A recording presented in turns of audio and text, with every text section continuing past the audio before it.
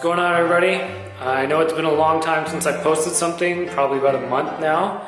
I'm gonna be honest, it's just been so friggin' cold the last few weeks that I haven't mustered the energy to come and work in the garage. It's like -10, -8 or so outside, which makes in here really cold, so I haven't been able to, really put in some solid work in here. I need to get a little heater or something so I can work in here in the winter. But on the bright side, it's starting to warm up. That's why I'm in here today. It should be looking good this weekend. Maybe go out for a ride on that. I did take it out the other day, but then I got stuck in freezing rain. That was miserable and really scary. So I did put a little bit of work. Last weekend I installed the petcocks and installed a few lines. I didn't feel the need to film it because it would be such a small little video. And it's pretty self-explanatory. I'll go through it today though. So what I'm gonna do though is I'm gonna secure the tank today and install the brackets on the front end so that it stops the lifting.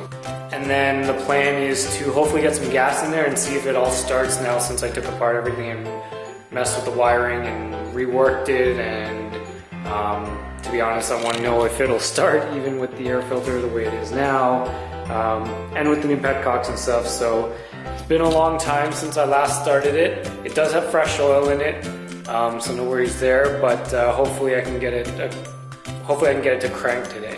I'm just gonna go ahead and remove the tank so I can work on it. So I'm just gonna take the tank off. Actually, before I even do that, so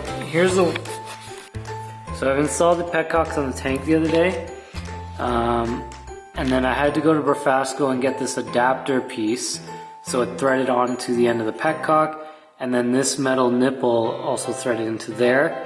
Brafasco also had this tape that's good for gasoline and won't deteriorate. Then I installed the lines. I'm gonna actually cut this because it's way too long. I'm gonna make it a lot shorter. I also did that on the other side here. So right here, kind of see it. It's the same exact thing. I'm not gonna have a reserve. I don't really know how it's gonna function yet. So this is supposed to be the reserve side, but I think what I'll do is I'll probably just keep it open, or maybe I can use it as a reserve because I'm not quite sure how the tank internally is set up. I don't know if half of this side is, or I don't know if half of this side of the tank is considered the reserve. So I'm not really sure until I get it going and put some miles on it eventually, but this should work. The line is hooked up to the carb, so I think we're good to go there. So I'm just gonna take the seat off, and then I'll be able to show you guys the bottom half, and then I'll be able to weld on the tabs on the front here. These brackets welded on here so that I can hopefully fix this tank now.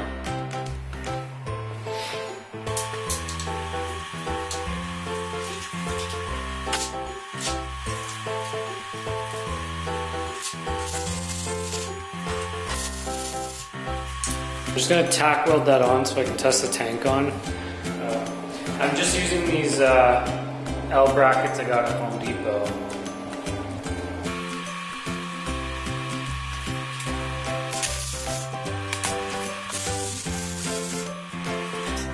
Okay. So the brackets are just tacked in place so you can see them there. Just gonna go ahead and stick the tank on. Make sure it all lines up with the holes underneath the tank here. So I'm going to put some screws basically in the brackets, and then I'll be able to attach it to that.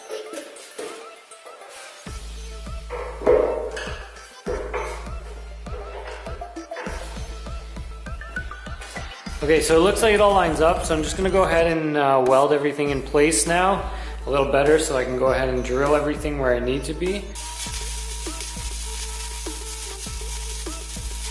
Now that I have the brackets on, I'm just going to go ahead and drill the holes.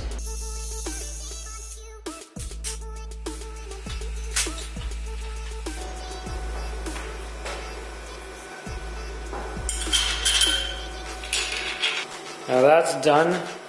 Go ahead and put the tank on.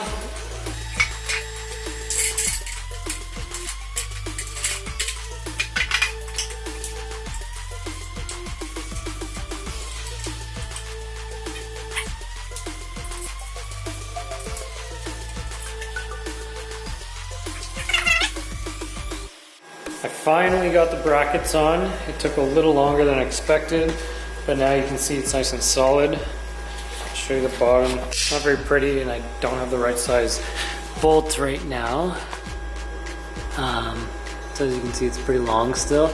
I gotta get some shorter ones and some washers, but that's essentially how it's working. My welds are looking a little better too. So I've hooked up the gas lines, I cut them to length.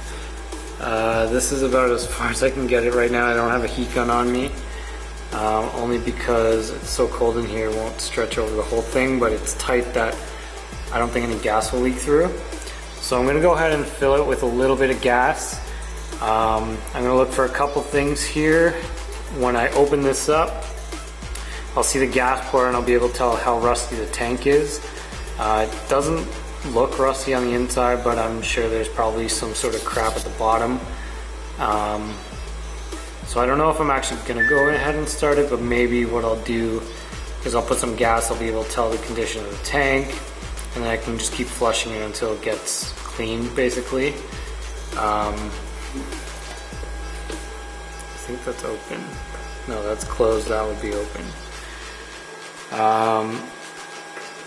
And then the battery is charging right now. It's at I think 3.2 volts out of 12. I'm reading that correctly. So that might be enough juice to start it, but I'm not sure. Okay, so I'm gonna go ahead and put a little bit of gas. I don't want to put too much in case I need to take the tank off again, which I probably will.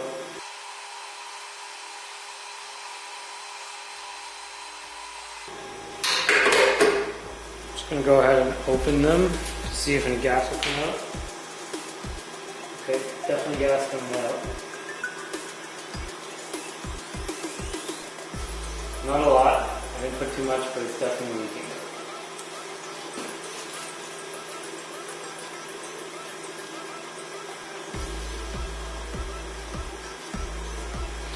Okay, looks like I have a small leak right here where the tape is. It turned dark blue, so that's got a tiny leak in it. Check the other side actually.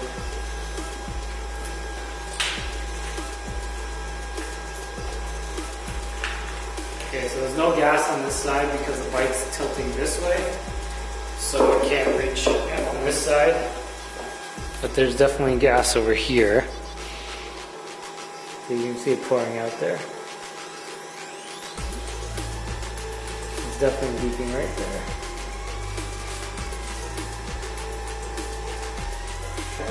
Well, a good thing is the gas that's coming through is clean, so it's not rusty, so that's great news. Okay, so I'm just gonna wait for the battery to charge a little bit before I go ahead and try to maybe see if I can get it to crank over, and hopefully this all works. So if you can see right there, that's actually cracked. So that's where all the gas is leaking from, unfortunately. There is some gas in the lines though, so I will still try to go ahead and attempt to start this. So I've gone ahead and hooked up the battery. I'm just gonna try to turn it over to see if it'll start. We have lights, so that's reassuring. Okay, the choke's on. Pull the clutch in. One.